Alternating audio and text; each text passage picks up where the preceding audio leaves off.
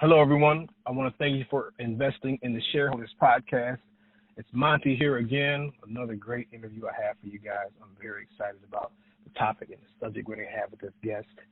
And I'm going to butcher the name, so I'm going to need her to help me out when I say it. But she is a life coach, and she does a lot of other things as well. Laura You got it. You can do it. Bonarrigo. Man, I missed it. Yeah, Laura Bonarrigo. There we go. That's right, okay. Hon. That's right. She is on the line with us today, all the way from New York. Are you still in?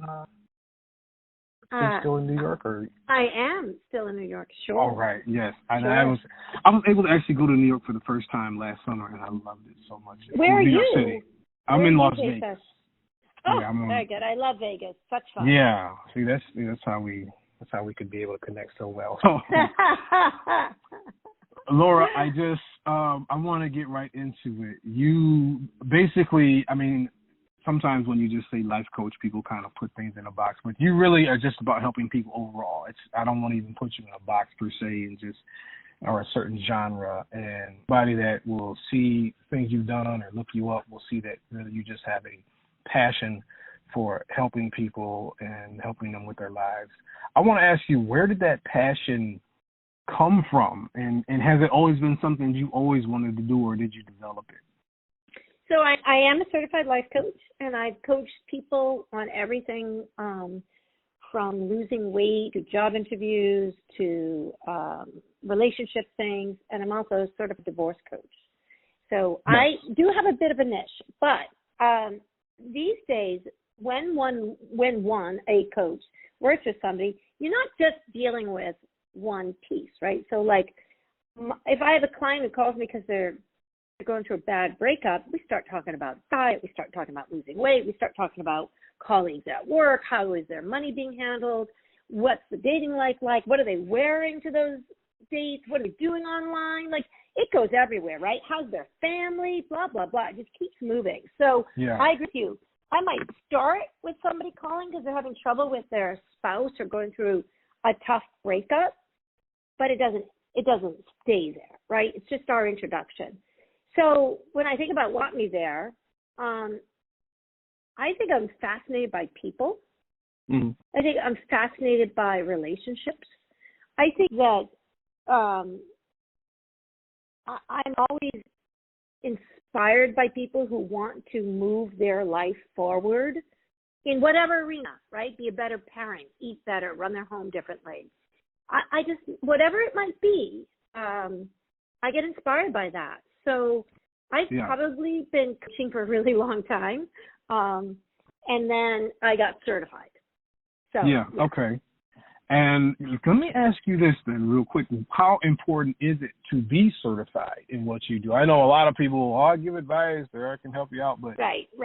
Why get the certification part? I think it depends on personality. I was the kind of kid that even though I was an actor in New York City, I had to go to college to become an actor. I just didn't leave high school and go to New York City or LA. I went and got trained. I came from a family of people who are well educated, and these days things are very different. I don't know that you need to be a certified life coach. I know that life coaching as a profession would like to have more people certified. I know that therapists, whether you're a psychiatrist or they're a psychologist or a social worker, they would prefer life coaching to be certified because there's a barrier to entry. You have to be qualified to do this. You don't just get to go muck around somebody's life.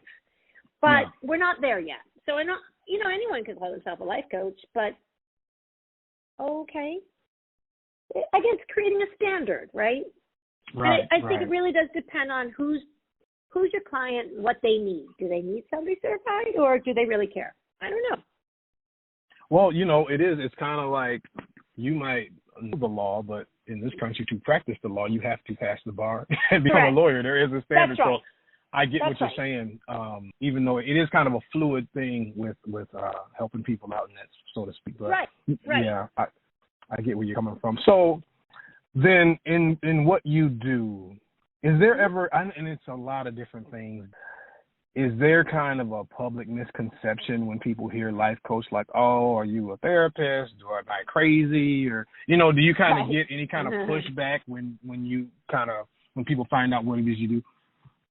Sure. First of all, a lot of people don't know what a life coach is because, and people, despite living in big cities, you and I live in relatively big cities, a lot of people still have a disdain for any sort of professional help because they do think that I'm not crazy, I'm not depressed, like I can. Yeah. And the other thing is that individually we all think we can handle it, we can do it on our own, and I am as guilty of that as anyone.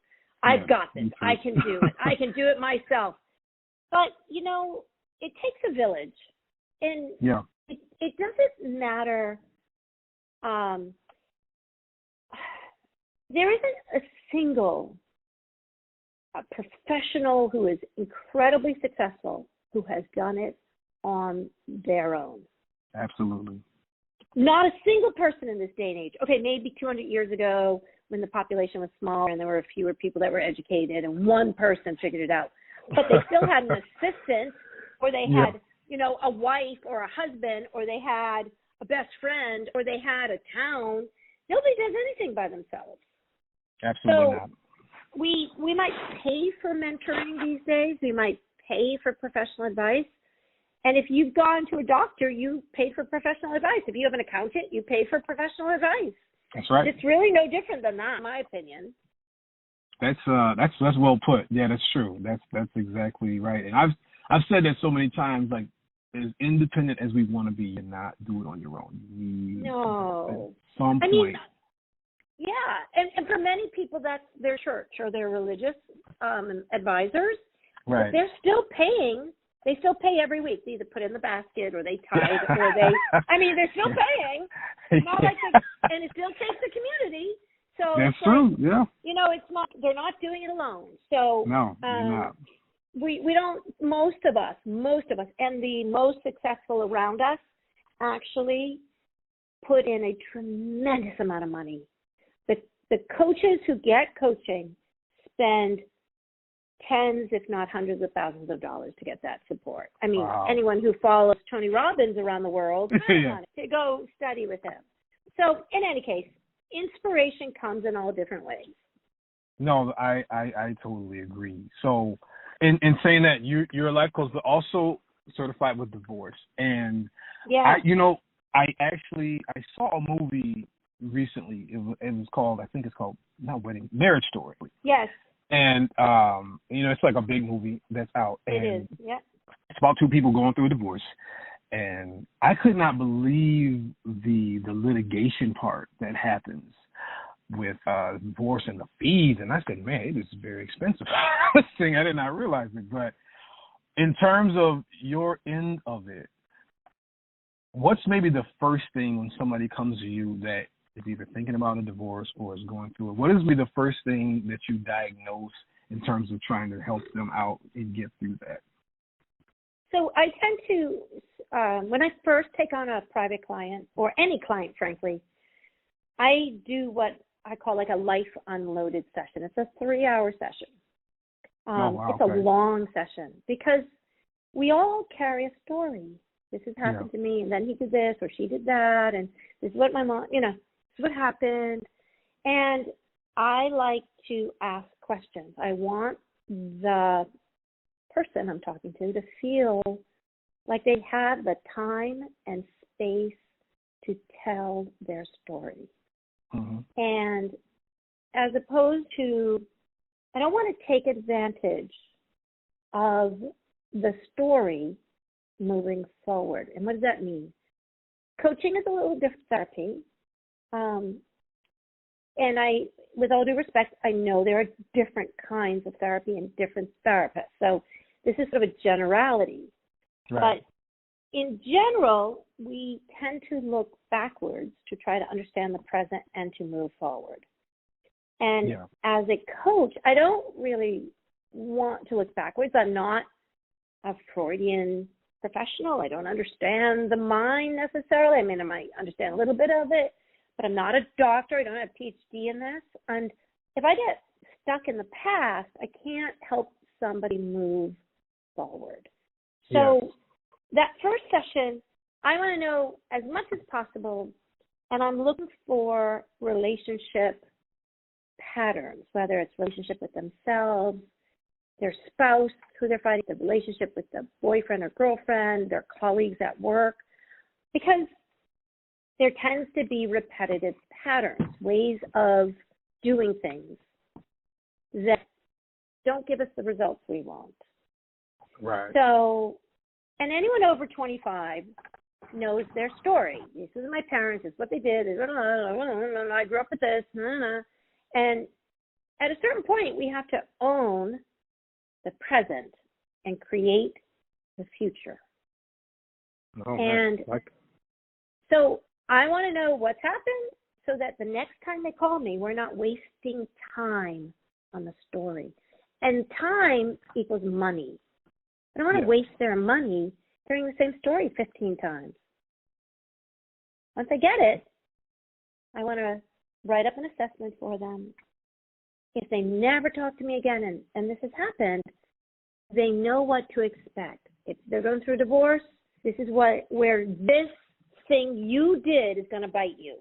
Whether it's in the courtroom, causing it to be more expensive, or with your children, causing you to have bad relationships, or moving forward with your ex-spouse or your new relationship. So I'm giving them a heads up. And for me, I think the hardest thing about going through really difficult transitions, whether it's, I don't know, what if you got fired from work, or you want to change your job, or you want to move cities, or you want to break up, if you don't know what's going to come. So what I do is I look for the patterns, because the patterns are going to show up again. So, that's who you are. It's funny that because that's leading into my next question with patterns and people and things like that, because I want to know from your experience, do you find it's easier for people to break a bad habit or to maintain a good habit when you talk about patterns and things like that? Yeah, that's a great question. So I think we have to really respect habits. I think that they're not good or bad. They're things we do. And if we take the judgment away, brushing our teeth, we have been told, is a good thing. But we do things that are not good for us, usually when we're the happiest. Yeah. Right? I mean, do you know what I mean? Like, how many times you're like, oh my gosh, I've lost 10 pounds. I feel so good. I'm going to go to Miami or Vegas, and I'm going to drink and get that 10 pounds back. Right. Or, I lost that. I got rid of that guy. I'm so free of it. And then you end up at a bar and you're sleeping with the wrong person. I mean, how many times do we feel good about ourselves and we end up doing really stupid things? And then the habit might, right? And so, or the opposite, I feel really depressed and down. Who cares? Who the F cares about what I'm doing, right? Like, how many times do we do that? We do that a lot. And so I like to think that habits are, I have this expression that we are what we do. Mm-hmm. So, for example, I might say, oh, I'm a movie star, and I'm an actor, but if I'm taking care of my kids 24/7 and making breakfast and cleaning my kitchen and taking them to school and picking them up from school, I'm not a movie star actress. I'm a mother. Right. Right? I'm a millionaire, la, la, la, la, la, got all this great stuff, but actually, I'm not. I'm giving you extreme examples here, but we are what we do, not what we think, not even what we feel. Right? No, that's as real as it is. We are what we do. We are what we do. And so I can pretend that I can claim that I'm a something, but if I'm not doing that something, then I'm not that. So I think habits have to be treated with respect because they create who we are.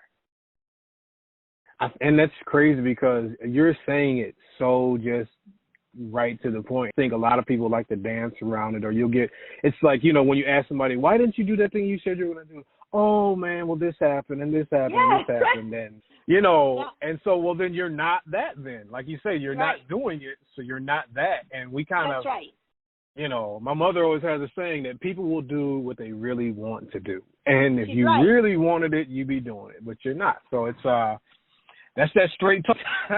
That's right. And when we aren't our word, or we're not in integrity, which is what you're saying, it hurts. Yeah. We don't want to look in the mirror, and then we start doing habits to avoid looking in the mirror. Wow. We start lying, we start using, we start drinking, we start smoking, we start sleeping around, we start spending money, acting as if that's the most important thing. We start dressing a certain way because, of course, I'm really that. I'm really not.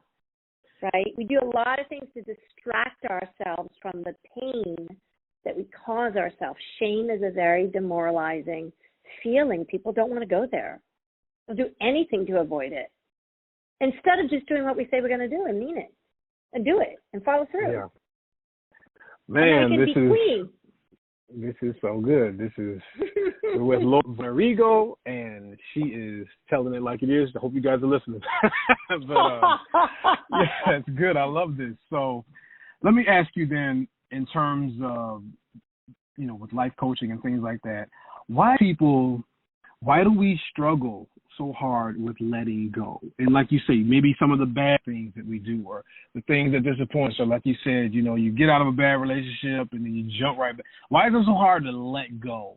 Or maybe it's just the person that is not good for you, but you're still with them, or the job, whatever. Why do we struggle with that? Because fear is a powerful thing. It blocks us. We're little animals inside, and even the most courageous among us, they tend to be teenagers and young adults. Yeah. But as we mature, we don't have as much literally energy, stamina, heart. And I had a teacher who used to say to me, you have to accelerate toward making bridge, or accelerate toward the embarrassment. Because you waited until you were feeling comfortable, you would never leave, because you know what you know. So let's say the extreme case, of course, is an abusive relationship. They don't know where to turn. They've been gaslighted a lot. They've been lied to. They've been told that they're the ones who are wrong. They've been blamed. And if that happens long enough, if you've been gaslit long enough, and what that means is when you say to somebody, the sky is blue, and you're like, oh, it's not really blue. It's got a little gray up there and white. And you're like, but it's blue. No, it's, what do you think? Yeah. Right? It's so let's, like, you didn't really see, you get this a lot. A good example of this is, I'm going to use stereotypes here, so please forgive me, but Daddy's asleep on the couch when really Daddy's passed out because he's been drinking too much. Mm-hmm. Right? And the kid is like, is Daddy okay? Oh, Daddy's just sleeping. Right. And the kid knows, I smell alcohol on Daddy. There's a beer bottle nearby. And I know that's a stereotype. It goes everywhere. It goes in this, I know that. So I just want to give the image, right? Yeah. And so we've been taught that we don't always trust ourselves. And then if you're in an abusive relationship, that's taken advantage. It's rooted it up, right? And so that's where a true victim, a survivor, they have to almost like rebuild their way of perceiving the world, their own intuitive trust in themselves, because they don't have the ability to trust themselves. They've been lied to for so long. And that trauma, oh my gosh, that pattern of being traumatized that way it's around all of us. Mm-hmm. All of us have been lied to. all of us. And so we don't always know how to trust ourselves. So the worst person in the world, you might say, but he held my hand the other day, or she was kind to me. She didn't really, you know, like you make excuses for somebody because you don't want to see the whole picture. It's hard to swallow it. And then if it's a breakup, Monty, then they go out on their own, and that's scary. And so that's where someone like me comes in and says, I've got your back, keep this. You can do it. You deserve happiness. You have a right to be happy. You have a right to be treated well. That's what a democracy allows us to do. That's what liberal democracy allows. You're allowed to be treated well. You're allowed to say no. So it takes time. It does. And when you get to that liberation point, I'm about to give a really ridiculous example, but it's true in my life. Like, okay. I told somebody once, I asked a friend, I said, let me ask you something. When's the last time you bought quote unquote birthday cake and it wasn't your birthday? He's like, I don't know. I don't really eat. I was like, but you like birthday cake? I was like, yeah. I was like, you know, we can just go buy a cake anytime we want and just enjoy it, you know, but you never really, you think there's a strain around you. So I was just thinking about that once. I was like, man, I do like cake, but I don't ever like indulge in it unless it's a special occasion when any bakery will sell you a cake and just be it was so silly, but I was like, man, like all my life I've been just waiting around for birthdays to eat cake and you don't got to decorate it. And so I know it was silly, but we laughed about it. But I was like, man, I was like, why do we have this rule? Like, if you just, you know, and so, you know, that's a very, very silly thing. But in a sense of that liberation that you talked about, it's like some people really don't feel worthy of having the best life and having good things happen to them and stuff like that. And it's like, say, it can be from childhood or whatever. And they're used to, so their normalization of any sort of dysfunction, the idea that in order to stay in a dysfunctional relationship, you have to stay dysfunctional. Wow, yeah. Right? So but the thing is that you're the fish in the fishbowl. That doesn't feel like dysfunction to you. That's normal to you. Right. Oh, he didn't hit me last night. He only hit me a month ago. Wow. You see what I mean? Like, oh, he only hit me twice. Or, you know, I witnessed my mother as a young girl. I witnessed my mother being hit by my father. And I didn't tell my mother. She divorced him, got remarried. He remarried. I never told her until I was in my 40s. And there was silence on the other end of the phone. And she said, he only hit me once. Oh, wow. And my mom had the strength to get out. It was super difficult. We were the only family in the neighborhood. It was the early 1970s. We were Roman Catholic. There were 6 children, and we were oh my goodness. We were kicked out of the Catholic Church. Like, it was bad. And my mother was like, no man is going to hit me. Wow. Right. Which, that's rare that you find that, especially in those days. Especially in those days. But, you know, and then there are women who don't have that strength, women and men. And I want to qualify that because I have coached men who were physically abused by their wives. And if anyone's listening here, they're wondering, well, why is that? Because men are bigger and stronger, theoretically, right? For the most part, men are bigger and stronger. They have testosterone. But if a man stands up to an angry woman, literally up off the floor, these men were literally curled up in a fetal position being hit. If they literally stood up, she calls the police, he's arrested. Oh, my goodness. Because of the stereotype. Right. He's already, and you know, I have coached, and by the way, when I say that I coach them, I'm not a therapist, I'm not a social worker. So when I work somebody who has been physically or sexually abused, they have to be with a social worker or a therapist or have somebody that they've worked with for a long time, a coach. It's very, very different. So I just want to qualify that. Like I'm part of the team. They work on the trauma. I work on them moving forward. Oh, okay, So, good. Yeah. right, because the trauma is real. It's real, and it takes a long time to heal from that. Man, that is wow, guys. We are getting a wealth of information today. Yeah. This has just been outstanding. Yeah, I mean, and man. then there's like nobody ends a healthy relationship, guys. Nobody ends a healthy Oh, I relationship. like that. Yeah, right? wow, that's good. Nobody that ends is... it. Nobody ends a happy marriage. Nobody Man. ends. No kids run away from a happy home. Like, right? We don't quit great places to work. Yeah. We don't leave friends who are really fun to be with. Yeah, these are like, these things need to be put on like, stickers and like T-shirts. That's great. That's a great. But okay, before I let you go, Laura, this has been so amazing. Let me ask you then, for your personal self, you're doing a lot of giving and pouring out. What do you see for your own self as your vision of success going forward? I mean, you've had some great success already and helped so many people, but what is kind of where you see yourself going, some of your more aspirational things that you want to do personally? So when I'm not coaching or giving, I really try to refuel my own body, my own peace of mind. Mm-hmm. And I have to remember that when I'm helping somebody, it's not my story. It's not me. I'm helping them. I might have had similar experiences. Right. So sometimes I may or not talk about that, but it just depends. But,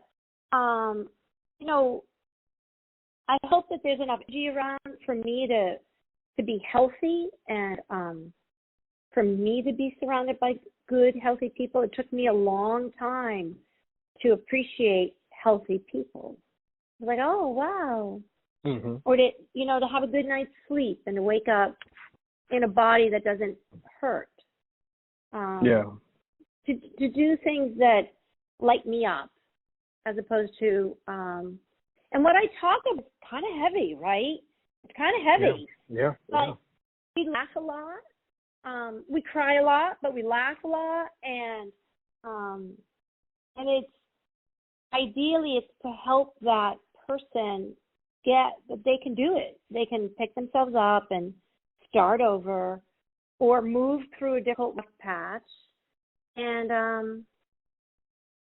so my job isn't to make them feel worse about themselves.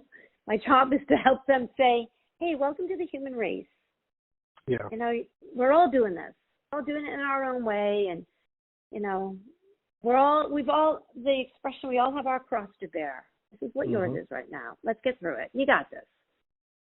So. And that is outstanding. It is. I can't even remember how I even found you on social media, but I'm really glad that I did because this is. Oh, thank you. Thank you. So I always like to ask my guests, is there any good books you've read lately? Anything that's piqued your interest that you'd like to share? Oh, yeah. I'm reading, oh my gosh, what am I reading? I'm looking at my bedside here.